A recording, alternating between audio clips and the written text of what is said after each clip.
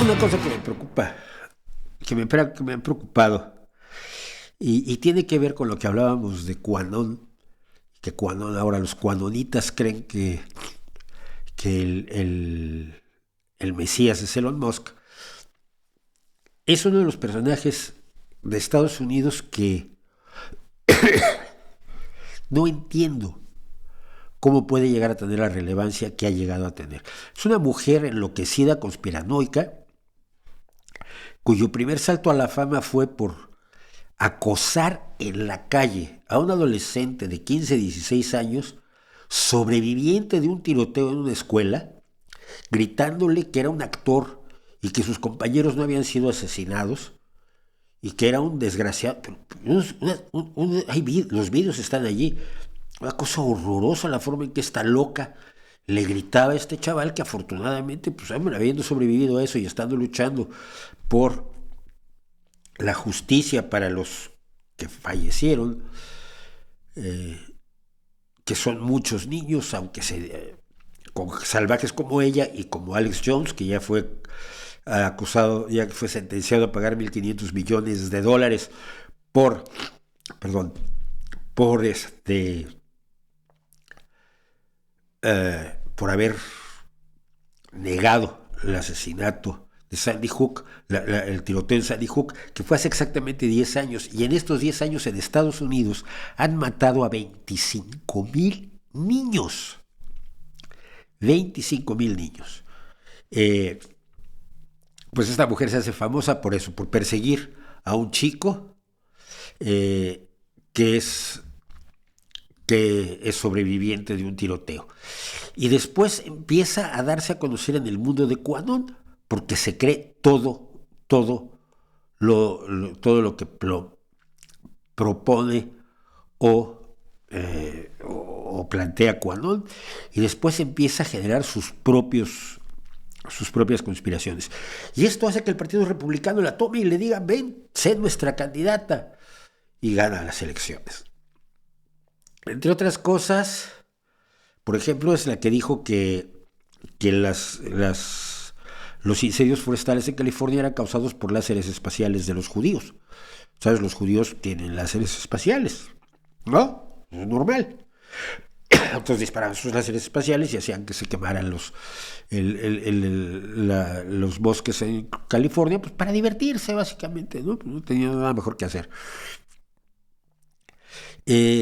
Cuando Donald Trump perdió las elecciones en 2020, pidió que se estableciera la ley marcial para que se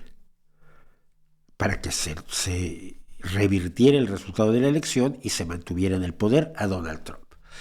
Pero dijo esto el otro día, y esto es lo alarmante. Estuvo hablando, este es el video, perdón, esto es una parte del video donde se le oye decir esto, que dice que los han acusado a ella y a Steve Bannon, al ideólogo nazi, que fue asesor de Donald Trump y que es actualmente asesor de toda la derecha del mundo.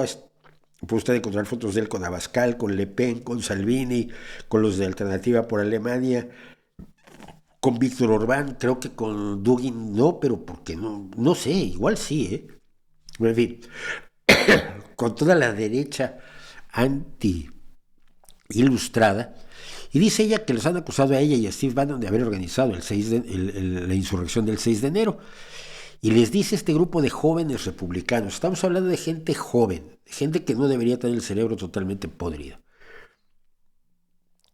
que si ella y Steve Bannon hubieran organizado la insurrección, habrían ganado, porque además habría sido una insurrección armada.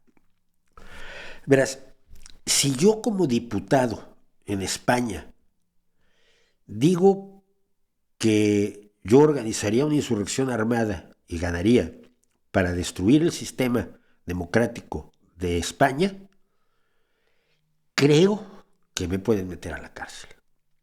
O por lo menos mi partido me diría, mira, ¿ves la puerta? La cierras cuando salgas, porque no estás haciendo quedar mal.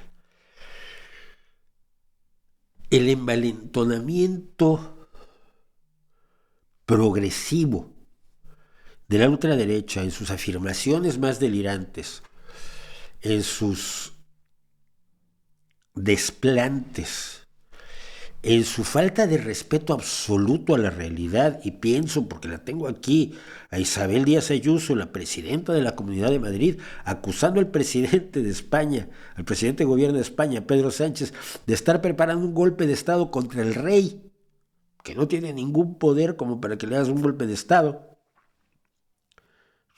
Ser antimonárquico es lo más barato aquí en España, porque pues, el rey no tiene poder. Golpe de Estado contra el rey. Y lo dijo y se quedó tan ancha. El envalentonamiento de la ultraderecha en el terreno del desprecio absoluto a los hechos, a los datos, a la realidad en la que vivimos los seres humanos, que puede no gustarnos, con lo que podemos tener grandes desacuerdos, que nos gustaría mejorar lo que sea, pero que sigue siendo la realidad, acaba diluyendo la percepción popular de la propia realidad. Y hay un caso, y no estoy estableciendo un paralelo, estoy poniendo un ejemplo. Mucho cuidado con esto de que, ay, Mauricio dijo que esto era igual que con los nazis. No. Es un ejemplo de cómo se destruye la realidad. Cuando tú empiezas a mandar el mensaje de que los judíos tienen todo el poder económico en Alemania, suena raro. ¿Quién es el dueño de Bayer? No, pues un señor alemán. Y hay el dueño de la fábrica de aviones, pues un señor alemán. Y el dueño de la Daimler-Benz, pues también es un señor alemán. Oye, y el dueño de este banco, pues es otro señor alemán. Y el dueño de aquel otro banco, pues también. Están exagerando. Pero insistes.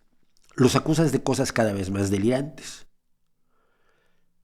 Acusas no solo a ese judaísmo internacional misterioso, sino al vecino que tiene la sastrería o la panadería, que no es precisamente la gran potencia económica, o la tienda de comestibles, de ser parte de un complot para hacerle muchísimo daño a la gente. Tú no ves que le hagan daño a la gente, pero empiezas a pensar que igual ahí el Moshe no es tan buena gente como tú creías.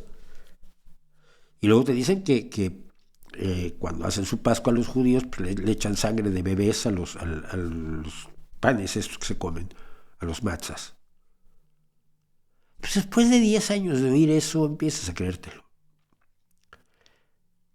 No es que el discurso cree la realidad, es que la percepción social crea la realidad. La percepción social crea la realidad de que los negros son inferiores. La percepción social crea la realidad, la percepción de que los homosexuales son pedófilos, cuando son dos cosas radicalmente distintas. Es más fácil que un heterosexual sacerdote sea pedófilo a que lo sea un homosexual militante.